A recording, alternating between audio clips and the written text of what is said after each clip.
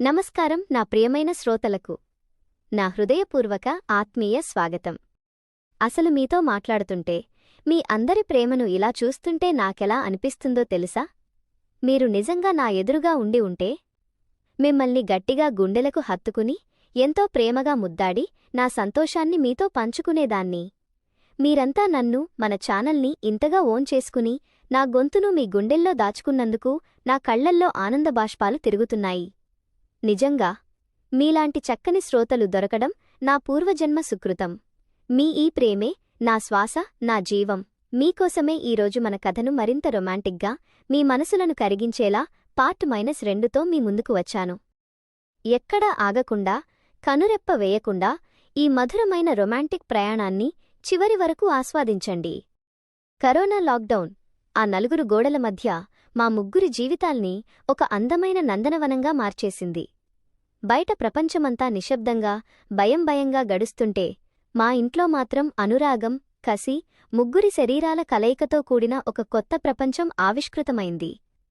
రాజ్ నా అధికారిక భర్త అయితే, జై నా హృదయాన్ని గెలుచుకున్న నా అనధికారిక ప్రియమైన భర్త అయ్యాడు.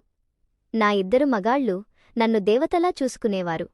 ఒకే మంచం మీద మా ముగ్గురి ఊపిరిగాలులు కలిసిపోతుంటే ఆ రాత్రులకు ఎన్నడూ లేని ఒక కొత్త కసి, సరికొత్త పరిమళం అబ్బింది.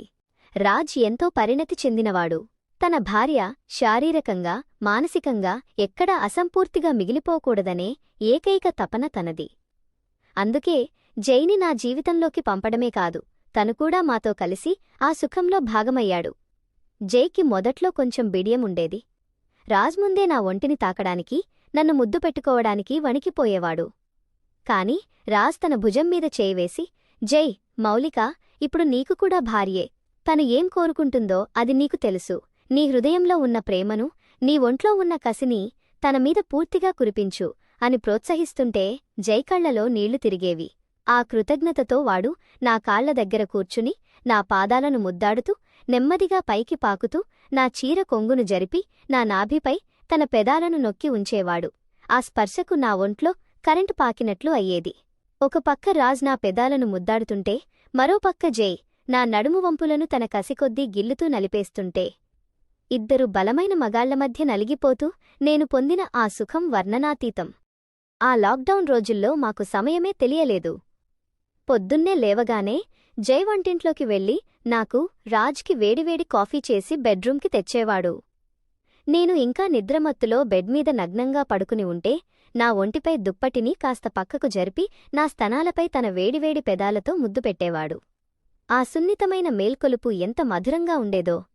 ఆ తర్వాత మేమంతా కలిసి బ్రేక్ఫాస్ట్ చేసేవాళ్లం. రాజ్ ఆఫీస్ పనులు ఇంట్లోనే ల్యాప్టాప్ ముందు చేసుకుంటుంటే నేను సోఫాలో కూర్చుని టీవీ చూస్తుండేదాన్ని. జై నా పక్కన కూర్చుని నా తొడలపై తలపెట్టుకుని పడుకునేవాడు. నేను వాడి జుట్టును నిమురుతుంటే వాడు మెల్లగా నా నైటీపైకి జరిపి నా నునుపైన తొడలను రాస్తూ తన నాలుకతో నా చర్మాన్ని తడుపుతుంటే నాలో మళ్లీ వేడి మొదలయ్యేది. సరిగ్గా అదే సమయానికి రాజ్ తన వర్క్ పూర్తి చేసుకుని సోఫా దగ్గరికి వచ్చేవాడు. నా కళ్లల్లోని కసిని చూసి తను కూడా తట్టుకోలేకపోయేవాడు. సోఫాలోనే జై ఒకవైపు, రాజ్ ఒకవైపు నన్ను కౌగిలించుకుని నా బట్టలు ఒక్కొక్కటిగా విప్పేస్తూ ఉంటే ఆ హాలు మొత్తం మా ముగ్గురి రొప్పులు, ముద్దుల శబ్దాలతో నిండిపోయేది. జైకి వయసు చిన్నదైనా ఆ బెడ్మీద మాత్రం వాడు చూపిచ్చే వేడి అంతా ఇంతా కాదు. వాడు నన్ను ఎంత సుకుమారంగా లవ్బర్డ్లా ముద్దాడుతాడో అంతే రఫ్గా నన్ను లొంగదీసుకుని వాడు కోరుకున్న సుఖాన్ని అనుభవించేవాడు. నా జుట్టును గట్టిగా పట్టుకుని వెనక్కిలాగి నా మెడపై వాడు పెట్టే ముద్దుల గుర్తులు చూసి రాజ్ సాయంత్రం నవ్వుతూ ఆటపట్టించేవాడు.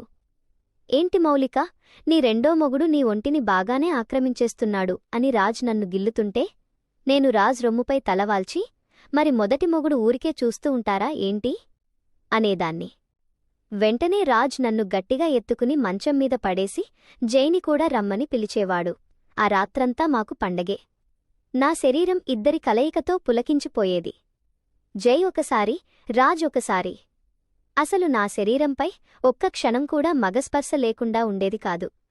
ఇద్దరి వీర్యం నా ఒంటిని తడుపుతుంటే నేను పొందే తృప్తి దేవలోక సుఖాన్ని తలపించేది.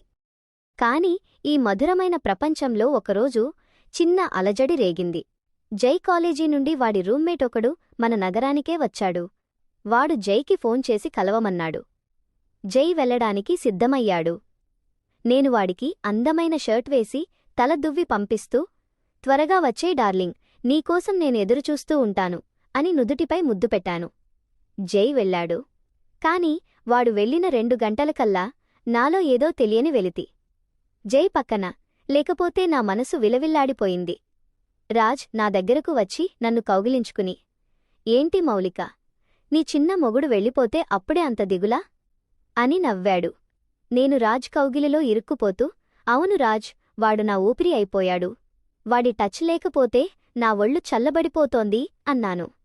రాజ్ నన్ను గట్టిగా ముద్దు పెట్టుకుని, భయపడకు డార్లింగ్, వాడు నీవాడు, ఎప్పటికీ నీతోనే ఉంటాడు అని నన్ను ఊరడించాడు. ఆ రోజే నాకు అర్థమైంది, జై నా కేవలం శారీరక సుఖమే కాదు, నా గుండెల్లో లోతుగా నాటుకుపోయిన నా ప్రాణమని. సాయంత్రం జై ఇంటికి రాగానే వాడు కూడా ఎంతో ఆత్రంగా నావైపు పరిగెత్తుకు వచ్చాడు. తలుపు వేయడమే ఆలస్యం. నన్ను గట్టిగా హత్తుకుని ఏడ్చేశాడు. మౌలిక, నిన్ను వదిలి ఒక్క నిమిషం కూడా నేను ఉండలేకపోతున్నాను. నా ఫ్రెండ్స్ నాతో మాట్లాడుతుంటే నా కళ్ల ముందు కేవలం నీ నగ్న శరీరమే, నీ పెదాలే కనిపిస్తున్నాయి. నేను నీకు బానిసనైపోయాను అన్నాడు జై. నేను వాడి కన్నీళ్లను నా పెదాలతో తుడుస్తూ నా శైలిలో వాడికి సాంత్వన చేకూర్చాను. ఆ రోజు రాత్రి మేము ముగ్గురం బెడ్రూంలో ఉన్నప్పుడు జై నా చేతులు పట్టుకుని, రాజ్ అన్నయ్య, మౌలిక, నేను జీవితాంతం మీతోనే ఉంటాను. నాకెలాంటి పెళ్లి వద్దు, ఏ అమ్మాయి వద్దు, నా సర్వస్వం మౌలిక మాత్రమే, నన్ను మీతోనే ఉంచుకోండి అని ప్రాధేయపడ్డాడు.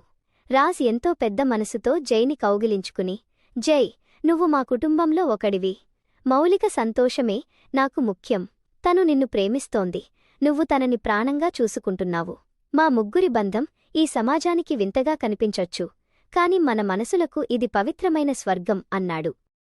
రాజ్ అన్న ఆ మాటలు మా ముగ్గురి నడుమ ఉన్న నమ్మకాన్ని, బంధాన్ని మరింత బలపరిచాయి.